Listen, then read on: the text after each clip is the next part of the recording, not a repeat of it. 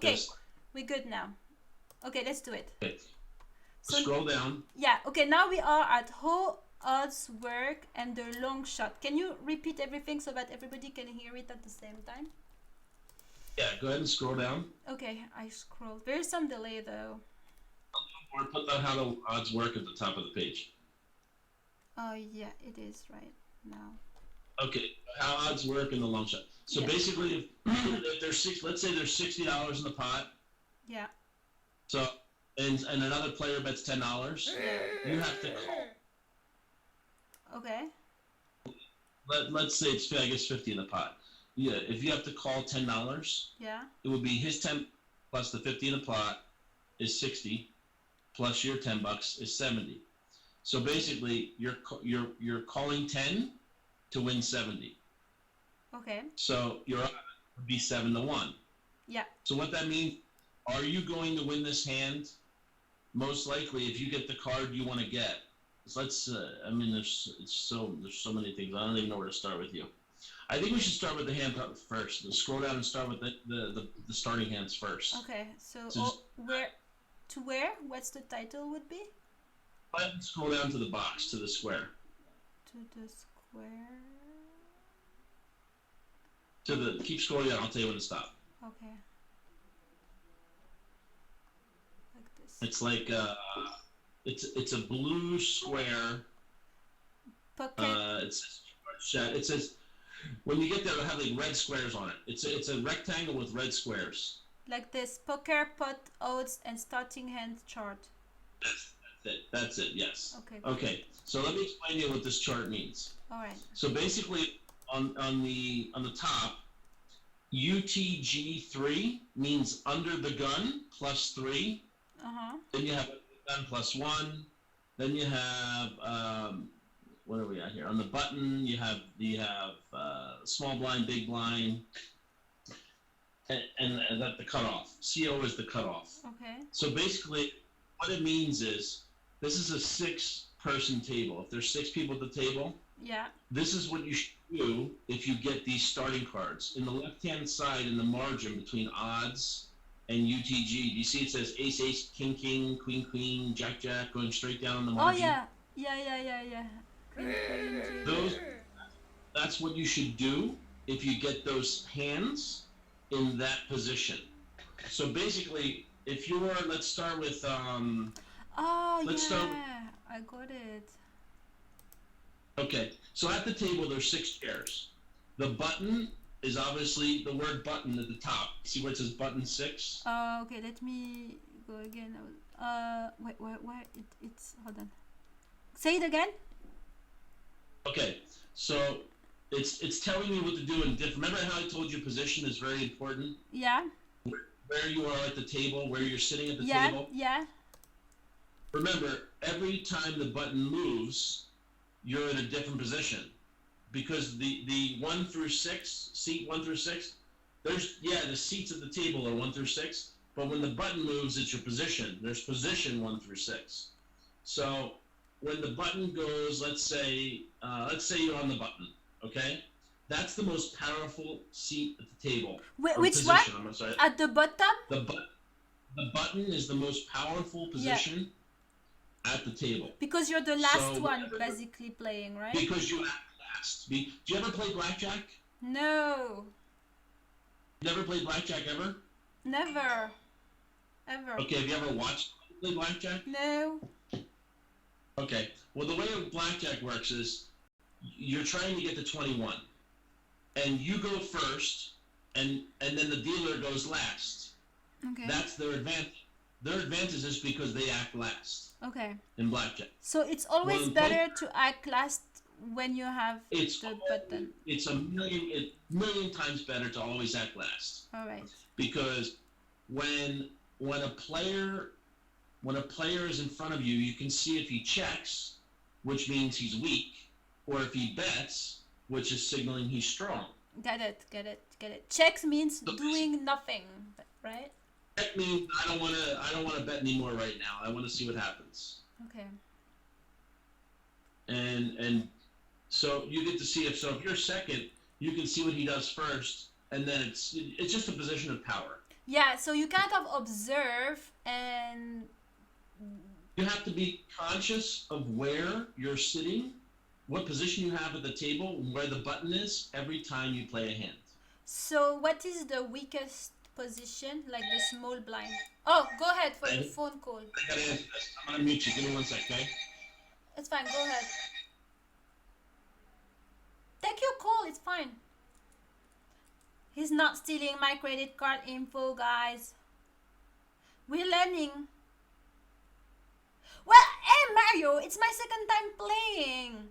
I'm not doing anything outside stream. I don't even have time, so I'm learning why like streaming. Yeah, well, it can be his mom. He's charging me Okay, from. I'm back. Yeah. Oh, I'm welcome back. back. Welcome back. Okay, so, okay, what were we talking about? Position. Button. Yeah, position. The button. So the weakest one would be then the small blind, which is at the first left of the button, right? Correct. The weakest one is a small blind, and that's why the small blind has to pay half, and the big blind pays more, because the small blind is in a weaker position than the big blind. That's why it's not the opposite. It's not like a big blind first and then a small blind second. So the big Small blind blind has to put like double of the small blind, or it doesn't matter, just more. Correct. Always double the small blind. Always double. So he put 1, you put small blind, put 1, you put 2. If he puts 10, you have to put 20. Put 300, you put 150 in the small blind. If the small blind put 150, the other one put 300. Correct. Okay. Okay. So you're learning that the button is super strong, and then naturally the position before the button, one seat to the right, is very close, strong as well. Not as strong as the button, but stronger than the small blind. I got it. As far as position. So now, with that in mind, the hands you want to play are better hands, stronger hands on the button than they are in the small blind. So if you have pocket 4s, you have 2 4s, okay? Or let's say you're Jack Queen of Hearts. You're Jack Queen of Hearts? What? Remember you had a Jack Queen hand. Okay, I have a Jack Queen hands, okay, which is pretty good. Right. It's very good on the button. It's okay in the small blind. Okay, got it. Also, you had J and a Q, a Jack and a Queen. I'm watching at the. Is it? Shall I watch the chart when you say that? What shall I watch? If anybody has a question, but I don't think they have any questions. I think all they want to do is say stupid stuff. No. I'm talking about the chart on the. The blue. The chart. Oh yeah. So the chart. So So basically, on the left-hand side, ace, king is obviously the best hand. The ace, 2 aces or 2 kings. Okay. And it goes right down and it tells you which hand is better than the next. You can see the level, the strength. You can't have 2 AA, 2K because you always have only 2 cards in your hand, no? No, what it's saying is ace, and king are very good hands. Oh, got it. So if you start with a AA or a KK, then it's very good hands, right? Yeah. Correct. And it tells you what to do, what you should do, if you should call, if you should raise, if you should re-raise, if somebody else raises. Really? It's like fucking shit. So if you...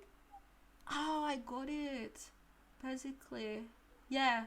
So basically, if I am at the button, okay, and I have an AA, I should raise. And then I should raise again. If you have ace anywhere on the table, you're going to raise. Doesn't matter where you on the table, you raise. You raise all the time. Yeah, basically that's what this says. Yeah, the chart says. And if somebody raises in front of you, let's say somebody else raises, and you have ace, you're going to re-raise. You're going to raise again. Like how much shall I raise? Like double, doesn't matter, really?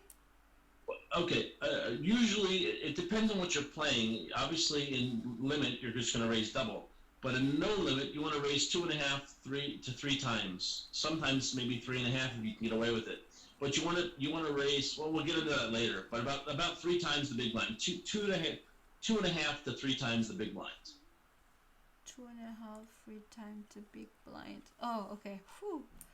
All right. The big blind is you're gonna raise 300. Okay. So it's always compared to the big blind. 3 times 2. Okay, up to 3 times the biggest It always blind. matters what the big blind is. Okay, McDonald says tell instructor to download Poker Equilab and demonstrate which hands to raise in each position. Poker Equilab. Download Poker and don't show which hands to raise in each position. Oh, cool. Very cool. There you go. Right. I'm not going to do it now. I wanted to get through this and then... Yeah. I I agree, yeah. Let's do one thing at a time. Okay, Yeah, let's but continue. We can do this later. Yeah, and then? Okay, so basically in the margin you can see, what I wanted you to see was the hand strength. So do you see how it says ace, ace, and king, king are the best hands? Yeah. Then you can see obviously queens, jacks. The pairs are easy to figure out because you can see that obviously queens are better than jacks, Yeah. tens are better than 9, and so forth. Those are very simple. Now it tells you below that ace king is the best non-pair hand. Got so it. if you don't have a pair, Yeah. the best hand you have is ace king Got it. because it gives you a draw at the 2 best hands, aces and kings. Yeah. And now I also want you to understand what the S is. Do you see where it says ace king suited? Ace K AKS? Yeah, what is S? Because it's the same color? S is suited, the same suit. Heart, heart, diamond, diamond, Yeah, club, got it. club. Yeah, okay.